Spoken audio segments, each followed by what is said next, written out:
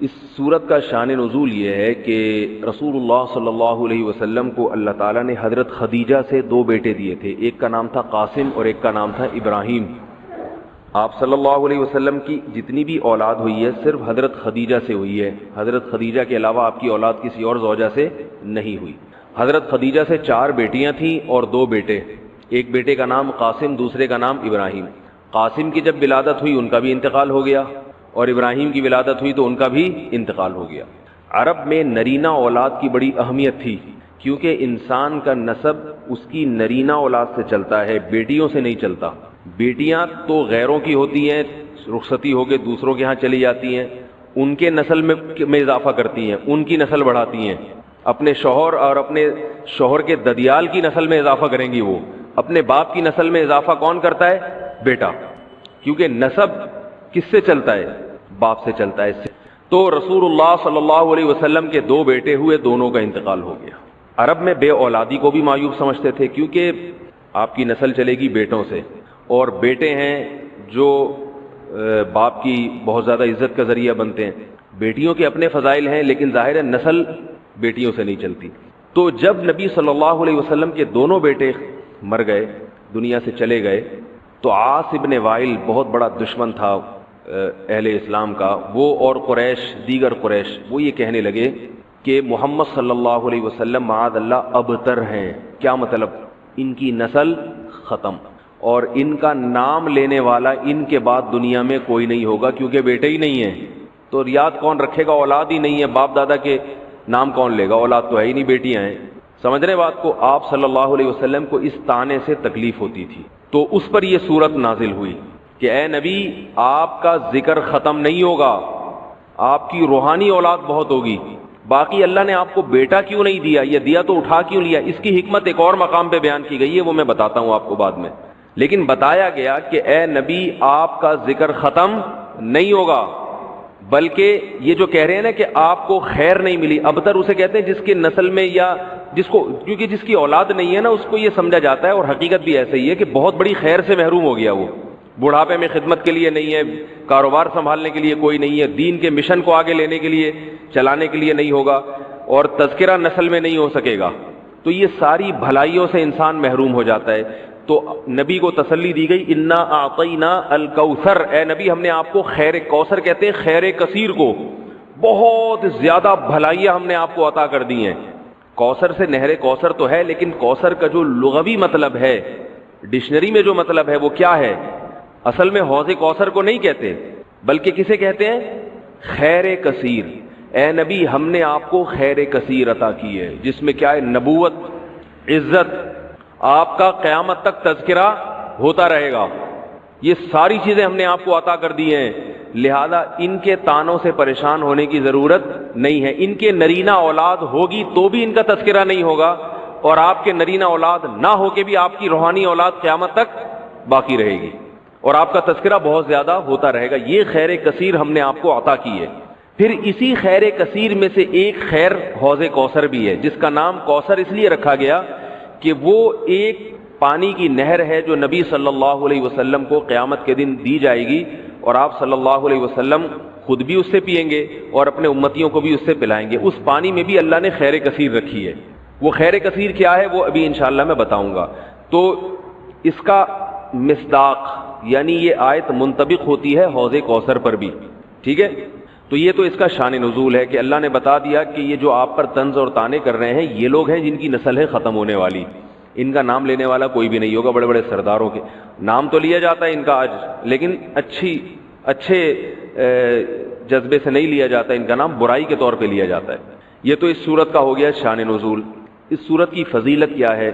حدیث میں آتا ہے، صحابہ کہتے ہیں کہ ہم بیٹھے ہوئے تھے رسول اللہ صلی اللہ علیہ وسلم کے ساتھ مسجد میں، آپ صلی اللہ علیہ وسلم پر ایک دم کچھ غنودگی سی طاری ہوئی، بے ہوشی کی کیفیت طاری ہوئی، جیسے وحی میں ہوتی تھی۔ تو اس کے بعد جب آپ صلی اللہ علیہ وسلم بالکل بیدار ہوئے ہیں، نارمل حالت میں آپ صلی اللہ علیہ وسلم آئے ہیں، تو بڑے خوش تھے، اور آپ صلی اللہ علیہ وسلم نے اس سورت کی تلاوت کی۔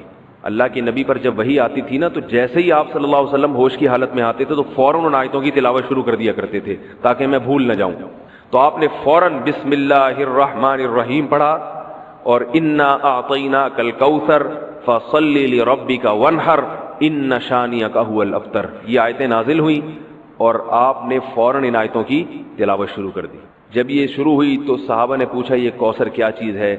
آپ صلی اللہ علیہ وسلم نے فرمایا میرے رب نے مجھے بشارت دی ہے کہ قیامت کے دن مجھے ایسی نہر ملے گی، وہ نہر ایسی ہے کہ اس کے جو پیالے ہیں جس سے لوگ پانی پئیں گے وہ چاندی کے ہیں، اور ان کی تعداد ان پیالوں کی گلاسوں کی اتنی ہے جیسے آسمان کے ستارے، اور اس نہر کا پانی برف سے زیادہ سفید ہے اور شہد سے زیادہ میٹھا ہے، اور میری امت میں کوئی بھی اس کا پانی پیے گا تو اسے کبھی بھی پیاس نہیں لگے گی۔ میدان حشر میں جو لوگوں کا سب سے بڑا مسئلہ ہوگا وہ پیاس ہوگا، سب سے بڑا مسئلہ، اور کہتے ہیں سمندروں کا پانی بھی اگر پی لے کوئی ساتوں سمندروں کا تو اس کی پیاس نہیں بجھے گی۔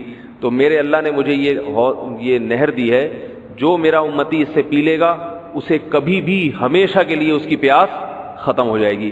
پھر آپ صلی اللہ علیہ وسلم نے فرمایا اسی موقع پر اسی حدیث میں کہ کچھ میری امتی آئیں گے حوض کوثر سے پانی پینے کے لیے، فرشتے انہیں وہاں سے ہٹائیں گے، دھتکاریں گے، میں کہوں گا کہ یہ میرے امتی ہیں، تو فرشتے کہیں گے کہ آپ کو علم نہیں ہے ما احدثوا بعدک، کہ انہوں نے آپ کے بعد بدعتیں ایجاد کر لی تھی، ہیں تو آپ کے امتی مگر انہوں نے آپ کے دین میں تبدیلیاں کر لی تھی، جو دین آپ ان کو دے کر گئے تھے اس پر انہوں نے قناعت نہیں کی، اپنی طرف سے اس میں اضافے کیے، ایڈیشن کہتے ہیں نا، بہت ساری چیزیں بڑھا لی انہوں نے۔ تو اس میں وعید بھی آپ صلی اللہ علیہ وسلم نے بتا دی کہ حوض کوثر سے بدعتی کو پانی پینے کی توفیق نہیں ملے گی۔ تو یہ تو اس صورت کی فضیلت ہو گئی۔ دیکھو اللہ تعالیٰ نے جو ہمیں قرآن میں آیات بتائی ہیں یہ سب ہمیں اللہ کی طرف کھینچتی ہیں کہ ہم اللہ کے بن کے رہیں، جیسا جیسے اللہ کہہ رہے ہیں ویسے کریں، اپنے عمل کو درست کریں۔ سورہ بقرہ میں اللہ کا ارشاد ہے لیس البر ان تولوا وجوہکم قبل المشرق والمغرب ولکن البر من آمن باللہ والیوم الآخر والملائکۃ والکتاب والنبیین۔ فرمایا ادھر ادھر منہ کر لینا یہ کوئی نیکی نہیں ہے، اصل نیکی یہ کہ پہلے اپنا ایمان درست کرو اور پھر وَأَقَامَ الصَّلَاةَ وَآتَى الزَّكَاةَ وَالْمُوفُونَ بِعَهْدِهِمْ، نماز قائم کرو، زکوٰۃ دو، معاہدوں کی پابندی کرو، اور وَآتَى الْمَالَ عَلَى حُبِّهِ، صرف اللہ سے محبت کی بیس پر ذوی القربى رشتہ داروں کو پیسے دو، رشتہ داروں کو پیسے دو، والیتامى یتیموں کو کھلاؤ، یتیموں پہ خرچ کرو، والمساکین مسکینوں کو کھلاؤ، وابن السبیل مسافروں پر خرچ کرو، الو نہ بناؤ مسافر کو کہ اس کو کیا پتا یہاں کے ریٹ کا تو الو بناؤ اس کو، ایسا نہیں، مسافروں کا خیال کرو۔ تو یہ چار قسم کے طبقے پر احسان کرو، اور نماز بھی قائم کرو اور زکوٰۃ الگ سے دو، اور والصابرین فی البأساء والضراء، کوئی پریشانی آئے تو صبر کرو، چاہے وہ مالی پریشانی ہو، فی البأساء والضراء جسمانی پریشانی، وحین البأس اگر میدان جنگ میں لڑنا پڑے تو میدان جنگ میں صبر سے لڑو، اولئک الذین صدقوا، اللہ فرماتے ہیں جن لوگوں کی یہ صفات ہیں یہ ہیں سچے ایمان کے دعوے میں۔ ہم لوگوں نے اسلام کو بھی ایک یعنی یوں سمجھیں کہ ایک فیشن ہوتا ہے نا، مختلف قسم کے موسموں میں مختلف قسم کی ایکٹیویٹیز ہوتی ہیں، محرم میں ہمارے ایک نئی قسم کی ایکٹیویٹیز ہوتی ہیں، ربیع الاول میں الگ قسم کے مسلمان بنے ہوتے ہیں ہم لوگ، ٹھیک ہے نا۔ تو یہ 2 مہینے خاص طور پر ایسے ہیں جس میں یہ 2 مہینے کی جتنی ہماری ایکٹیویٹیز ہیں وہ سب ہم اخپل طریقے سے گزارتے ہیں، جس طرح اللہ اس کے رسول نے بتایا اس طرح سے نہیں گزارتا۔ اسلام میں کسی کی یوم ولادت یا یوم شہادت یا یوم وفات اس کو کوئی اہمیت نہیں دی گئی ہے، اگر دی گئی ہوتی تو سب سے پہلے محمد صلی اللہ علیہ وسلم کا یوم وفات کا دن ایسا تھا کہ اس پہ ہمیں غم منانے کا حکم دیا جاتا، اور یوم ولادت ایسی تھی جس پہ ہمیں خوشی منانے کا حکم دیا جاتا، کہیں بھی نہیں ملتا ہمیں۔ بعض حضرات یہ کہتے ہیں کہ آپ صلی اللہ علیہ وسلم کو خواب آیا تھا جس میں بتایا گیا کہ آپ کے نواسے حضرت حسین جو جنت کے سرداروں کے جنت کے نوجوانوں کے سردار ہیں ان کو آپ کی امت شہید کرے گی، تو آپ بلک بلک کے رونے لگے۔ اس سے بعض لوگ استدلال کرتے ہیں دیکھو غم حسین میں رونا چاہیے، تو یاد رکھو نبی صلی اللہ علیہ وسلم کو جب اطلاع ملی آپ کو غم ہو آپ روئے، تو جب بھی کوئی غم کسی کو پہنچتا ہے اس کی آنکھوں سے آنسو نکلنا یہ نیچرل ہے، تو ایسی خبر کو سن کے آپ کو رونا آ جائے تو یہ سنت ہے، اس میں کوئی حرج نہیں ہے۔ لیکن کیا ہر سال نبی صلی اللہ علیہ وسلم جس دن یہ خواب آیا تھا تو اگلے سال اسی تاریخ میں دوبارہ روئیں، پھر اسی تاریخ میں دوبارہ روئیں؟ بھائی جب غم کی خبر ملی تو روئے آپ صلی اللہ علیہ وسلم۔ حضرت جعفر طیار آپ کے چچا زاد بھائی، ان کی شہادت کی آپ کو اطلاع ملی تو بھی آپ کے آنکھوں سے آنسو جاری ہوئے. تو کیا اب حضرت جعفر کے غم میں رونا بھی سنت ہوگا؟ بولو نا بھائی. اگر آپ صلی اللہ علیہ وسلم حضرت عثمان کے دور میں زندہ ہوتے اور اس طرح بے دردی سے حضرت عثمان کو شہید کیا جاتا تو کیا آپ نہ روتے ہیں بھائی؟ تو پھر حضرت عثمان کی یوم شہادت پہ رونا بھی کیا ہے؟ سنت ہونا چاہیے نا. حضرت عثمان کی شہادت کی نبی کو اطلاع ملی تھی, وہ جھوٹی افواہ تھی. صلح حدیبیہ کے موقع پر آپ صلی اللہ علیہ وسلم نے حضرت عثمان کو قاصد بنا کے بھیجا, اطلاع ملی کہ ان کو شہید کر دیا. آپ ایسا درد اور ایسا غضبناک ہوئے کہ آپ نے 1400 صحابہ سے موت پر بیعت کی. تو جب آپ کو سچی مچی کی اطلاع ملتی کہ واقعی ابھی تو افواہ تھی, یقین نہیں تھا, جب آپ صلی اللہ علیہ وسلم کو حقیقت میں اطلاع ملتی کہ آپ شہید ہو گئے تو کیا آپ نہ روتے؟ آپ صلی اللہ علیہ وسلم کو اپنی نواسی آپ کی گود میں تھی, اس کا انتقال ہوا, آپ کی آنکھوں سے آنسو جاری ہوئے. صحابہ نے کہا یا رسول اللہ آپ تو ہمیں صبر کی تلقین کرتے ہیں, آج آپ رو رہے ہیں. تو فرمائیے اللہ کی رحمت ہے, یہ تو اللہ کی رحمت ہے بھائی, اولاد ہے میری. تو کیا جب حضرت وہ جو آپ صلی اللہ علیہ وسلم کی نواسی کا انتقال کی تاریخ آئے گی تو ہم سب روئیں گے بیٹھ کے؟ بولو نا بھائی. تو کہاں کی کہاں لگا دیتے ہیں. دیکھو ہر بدعت کو جائز کرنے کے لیے نا کچھ دلیل ہر ایک کو مل جاتی ہے. تو میں بار بار کہتا ہوں جو شیعہ حضرات ہیں ان کا مسلک ہے, وہ تو صحابہ کو نہیں مانتے, تو ان کا جو مسلک ہے ان کو کرنے دیں, ان کے کام میں ٹانگ نہ اڑائیں, نہ ان سے بحث کریں, نہ ان کے کام میں ٹانگ اڑائیں. بولے بھائی آپ کا مسلک ہے آپ کریں. میں کہتا ہوں جو سنی لوگ ہیں جن کے اصول ہی الگ ہیں ان سے, وہ یہ سب کیوں کر رہے ہیں بھائی؟ یا تو ادھر ہو جاؤ, شیعہ بن جاؤ. کس نے روکا ہے؟ کوئی گورنمنٹ کی طرف سے پابندی تھوڑی ہے, کوئی پابندی نہیں ہے. آپ شیعہ بن جائے, کوئی نہیں روکے گا آپ کو. کوئی شیعہ سنی بننا چاہے اسے کوئی نہیں روکتا, کوئی سنی شیعہ بننا چاہے اسے کوئی نہیں روکتا. لیکن جب آپ سنی ہیں تو پھر آپ کو ان اصولوں پہ چلنا پڑے گا جو اہل سنت والجماعت علماء نے بتائے ہیں. اہل سنت والجماعت کے ہاں رونا عبادت نہیں ہے. ہاں آپ نے کسی دن کربلا کا واقعہ سنا, چاہے محرم میں سنا, ربیع الاول میں سنا, حضرت حسین رضی اللہ تعالیٰ عنہ کی ایک جو دردناک شہادت کا واقعہ آپ نے سنا, آپ کو رونا آ گیا, تو یہ عین ایمان کی علامت. میرے بیان اب ویڈیو ریکارڈ ہوتے ہیں, پہلے ریکارڈ نہیں ہوتے تھے, آڈیو چلتے تھے. تو میں نے 2 دفعہ زندگی میں پہلی دفعہ جب یہ واقعہ بیان سنا, بیان کے دوران میں بھی رو رہا تھا اور سننے والے بھی رو رہے تھے. نیچرلی آ گیا رونا. پھر دوبارہ میں نے یہ واقعہ بیان کیا, مجھے بھی رونا آ گیا اور سننے والوں کو بھی آ گیا. یہ نیچرل جو آ گیا. لیکن اگر میں اس لیے بیٹھوں کہ میں روؤں, آج میں پروگرام ہے باقاعدہ, بولو بھائی, رونے کا, اور آپ کو بھی رلاؤں گا, اور وہ محرم کا واقعہ میں اگر ربیع الاول میں بیان کروں گا تو رونا آ گیا مجھے. تو جو خود سے کسی کا واقعہ سن کے رونا آ جائے اس پہ پابندی نہیں ہے, بلکہ اہل بیت سے محبت کی علامت ہے. لیکن یہ واقعہ جب ہم نے بیان کیا حضرت حسین کا تو مجھے رونا آیا. بالکل اسی طرح رونا جب حضرت عثمان کا واقعہ بیان کیا تو بھی آیا. ظلم تو ان پر بھی ہوا تھا, کوئی کم تھوڑی ہوا تھا. بلکہ مجھے یاد ہے جب میں نے پہلی دفعہ نبی صلی اللہ علیہ وسلم کی سیرت پڑھی, بالکل چھوٹا بچہ تھا میں اس وقت, میری عمر 9 یا 10 سال ہوگی, اور وہ آپ صلی اللہ علیہ وسلم کی وفات کا واقعہ لکھا تھا. تو اتنے بچے میں تو اتنی سمجھ نہیں ہوتی, لیکن جب مجھے یاد ہے میں پڑھ رہا تھا تو مسلسل آنکھوں سے آنسو بہ رہے تھے. ایسا دردناک واقعہ نبی صلی اللہ علیہ وسلم کی وفات کا. تو وہ تو کسی کے بھی وفات کی خبر جب ہم سنتے ہیں تو نیچرلی رونا آتا ہے انسان کو. کبھی وہ انسان کوشش تو برداشت کرنی چاہیے, لیکن اب ہمارے ہاں واقعات سنا کے باقاعدہ رونے کے پروگرام ہوتے ہیں. یہ اسلام کی تعلیمات نہیں ہے, یہ اسلام کی تعلیمات نہیں ہے, کیونکہ اسلام میں صبر کا حکم ہے. جو خود سے رونا آ جائے نا انسان کو تو وہ ایک نیچرلی ہے. اور کربلا کا واقعہ صرف اس نیت سے بیان کرنا کہ تاکہ میں بھی روؤں آپ بھی رو, یہ غلط ہے. یہ اہل سنت والجماعت کے ہاں یہ اسلامی تعلیمات کے منافی ہے. سمجھ میں آ رہی ہے بات کہ نہیں آ رہی؟ اور کسی مخصوص دن کے ساتھ تو ویسے بھی خاص نہیں ہے یہ. اور ویسے بھی شریعت میں صحیح بخاری مسلم کی حدیث ہے, آپ صلی اللہ علیہ وسلم نے نوحہ کرنے والی عورتوں پہ لعنت, نیاحہ کہتے ہیں چیخنا چلانا. آپ کو پتہ ہے زمانے جاہلیت میں جب کسی کی میت ہوتی تھی تو باقاعدہ پیسے دے کے عورتوں کو رلوایا جاتا تھا, پیسے دے کے. آج بھی بہت جگہوں پہ یہ ہو رہا ہے, پیسے دے کے رلوایا جاتا ہے. تو نبی نے تو ان عورتوں پہ لعنت کی جو فری میں روتی ہیں, پیسے دے کے نہیں, جو فری میں میت پہ روتی ہیں. اور چیخ چلا کے رونا تو ویسے ہی حرام ہے اسلام میں. میت پہ جب بھی نبی صلی اللہ علیہ وسلم روئے ہیں آپ کی آنکھوں سے آنسو, بس چیخ چلا کے نہیں روئے ہیں. حضرت جعفر طیار بھی تو اہل بیت میں سے تھے. جب شہید ہوتے ہیں آپ کی 4 جوان بیویاں بیوہ ہوتے ہیں, چھوٹے چھوٹے بچے یتیم ہو جاتے ہیں, تو ان کی بیویاں جب روتی ہیں تو گھر سے باہر آواز آتی ہے. آپ نے پہلی دفعہ سمجھایا جا کے کہ ان سے بولو اپنی آوازوں کو پس کرو. جب دوبارہ تو آپ نے فرمایا منہ پہ خاک پھینک دو جا کے. حالانکہ ان کا جو رشتہ حضرت جعفر طیار سے تھا وہ ہمارا نہیں ہے, ہم تو بہت دور کے ہیں. اہل بیت سے جو جتنا ان کی بیویوں کا رشتہ ہے اتنا تو ہمارا نہیں ہے نا. ان کو چیخ کے رونے کی اجازت نہیں دی. اور آج ہمارے ہاں کیسے ہوتا ہے, ہا ہا ہو چیخ رہے ہیں, پیٹ رہے ہیں. گریبان چاک کرنا اسلام میں حرام ہے روتے ہوئے. گریبان چاک کرنا, اس پہ لعنت ہے نبی صلی اللہ علیہ وسلم کی. تو آج گریبان بھی چاک ہو رہا ہے, رو بھی رہے ہیں, پیٹ بھی رہے ہیں.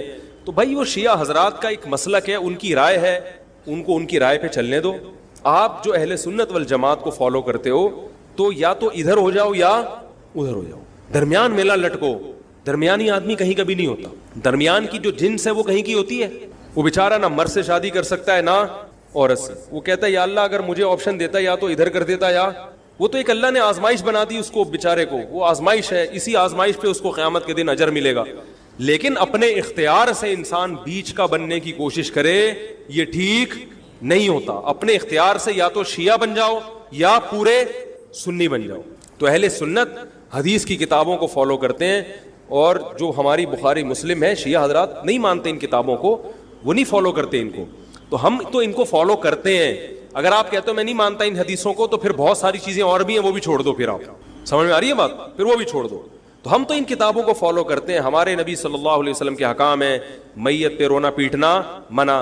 جب حضرت حسین رضی اللہ تعالی عنہ کا قتل ہوا ہے کربلا میں, اور یقیناً یہ بہت بڑا بدترین ظلم تھا تاریخ کا, تو حضرت جو آپ کے اہل بیت جو باقی بچ گئے تھے ان کا کیا ری ایکشن تھا, جو صحیح اسناد سے جو چیزیں ثابت ہیں ان کا کیا ری ایکٹ تھا. کیا امام زین العابدین نے اس طرح سے نوحے کیے تھے کہ آپ نے سینوں کو پیٹا تھا؟ انہوں نے صبر کیا تھا انہوں نے. اور یہی اہل بیت کی شان تھی. تبھی تو قرآن کے الفاظ کیا ہیں کہ نیکی صرف یہ نہیں ادھر ادھر منہ کر کے نمازیں پڑھ لو, بلکہ والصابرین فی البأساء, جو پریشانیوں کے وقت کیا کرتے ہیں, صبر. تو ہماری نظر میں حضرت حسین کا قتل بھی ایک بہت بڑی ٹینشن, بہت بڑی پریشانی, مگر اس پر ہمیں صبر کا حکم ہے. اگر ہمارے اندر انتقام کی طاقت ہوتی تو انتقام لے لیتے. ہم جو بھی قاتلان حسین تھے ہمیں پتہ چلتا کہ یہ ہے, ہم انتقام لیتے ان سے. اگر انتقام نہیں لے, وہ تو چلے گئے دنیا سے اپنے ٹھکانوں کو, جس نے جہنم رسید ہونا تھا وہ تو جہنم رسید ہو چکا ہے. اور اللہ نے حضرت حسین رضی اللہ تعالی عنہ کو شہادت کی برکت سے جنت کے جوانوں کا سردار بنا دیا ہے. تو جس کا جو ٹھکانہ تھا, جس ملعون نے جہاں جانا تھا وہ چلا گیا. اب قرآن کیا کہہ رہا ہے, تلک امۃ قد خلت. جہاں بھی قرآن ایسے واقعات بیان کرتے یہ قوم تھی جو گزر گئی. لہا ما کسبت, جس نے جو کیا اس کا بدلہ ملے گا. ولکم ما کسبتم, تم اب تمہارے اعمال اللہ دیکھے گا. اعمال کا مطلب دیکھے گا جن چیزوں کو اللہ نے حلال کیا تم اس پر عمل کرتے ہو, جن چیزوں کو حرام قرار دیا اس سے بچتے ہو کہ نہیں بچتے, یہ چیزیں دیکھی جائیں گی. تو محرم کے ایک الگ, ہمیں محرم نبی صلی اللہ علیہ وسلم کی زندگی میں ہمیشہ آیا ہے, اس میں کیا احکام ہے. محرم میں آپ نے نکاح بھی کیا ہے, محرم منحوس نہیں ہے. محرم تو اشہر حرم میں سے ہے, برکت والا مہینہ ہے. اس میں جو کام کیا جائے گا اس میں برکت ہوگی. اس میں شادی بیاہ کریں گے اس میں انشاءاللہ برکت ہوگی. اس میں کوئی اور عبادت کریں گے اس میں برکت. نبی صلی اللہ علیہ وسلم نے محرم کی الگ فضیلت بیان کی کہ اس میں عبادت کا ثواب, محرم کے روزوں کا ثواب عام مہینوں سے زیادہ ہے. تو یہ سب ہماری شریعت کی تعلیمات ہیں.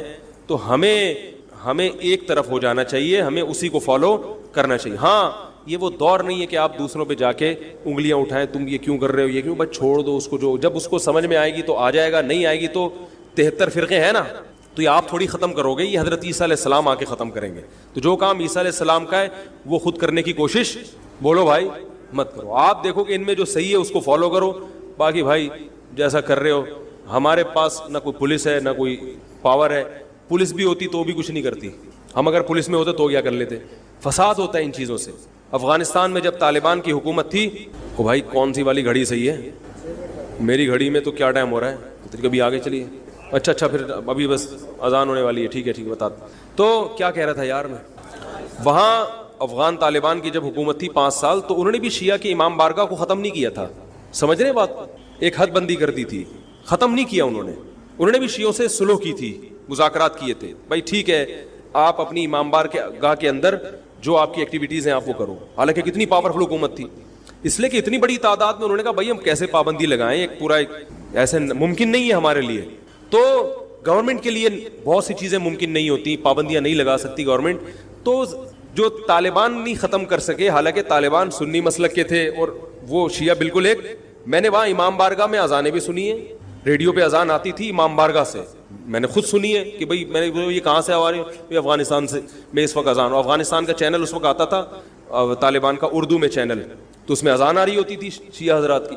تو فرقواریت کا یہ طریقہ ختم کرنے کا نہیں ہے کہ آپ جا کے ان کو چھیڑیں, تنگ کریں. بھائی یہ بہت عرصے سے چلے آ رہے ہیں, چلتے رہیں گے. جو صحیح ہوگا اس کو حضرت عیسیٰ علیہ السلام نافذ کر دیں گے, جو غلط کو ڈیلیٹ کر دیں گے خود ہی.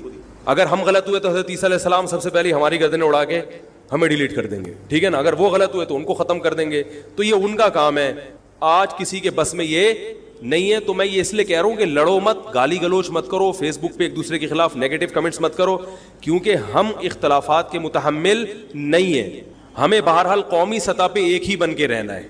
پاکستان کے مقابلے میں جو ہمارے دشمن ہیں ان کے مقابلے میں ہمیں ایک بن کے رہنا ہے. جہاں تک مذہب کا تعلق ہے, بھائی آپ کا مسلک اجازت دیتا ہے آپ کریں, ہمارا مسلک ہمیں اس کی اجازت, ہمارا مسلک ہمیں ماتم دیکھنے کی بھی اجازت نہیں دیتا. سمجھ میں آ رہی ہے بات؟ ہمیں دیکھنے کی بھی اجازت نہیں, ہم دیکھیں گے بھی نہیں. آپ کا مسلک ہے آپ کریں. تو لڑنا بھڑنا نہیں ہے. میں صرف یہ کہہ رہا ہوں کہ ایک طرف ہو جاؤ, یا ادھر یا بولو بھائی ادھر ہو جاؤ. تو ہم یہ چیزوں کو غلط سمجھتے ہیں, نہ ماتم کو جائز سمجھتے ہیں, نہ رونے پیٹنے کو جائز سمجھتے ہیں. جس طرح سے رویا جا رہا ہے, کسی کو واقعہ کربلا سن کے رونا آ جائے, یہ ایمان کی علامت ہے اہل بیت, لیکن یہ کوئی سنت عمل نہیں ہے کہ باقاعدہ اس کو رلانے کے لیے آرڈر پہ بٹھایا جائے کہ چلو کربلا کا واقعہ سن کے رونا سنت ہے تو آپ بیٹھو تو رو. لفظوں میں اسلام کو ڈیفائن کیا ہے کہ کلو من الطیبات, پاکیزہ کھاؤ اور عمل بھی پاکیزہ کرو.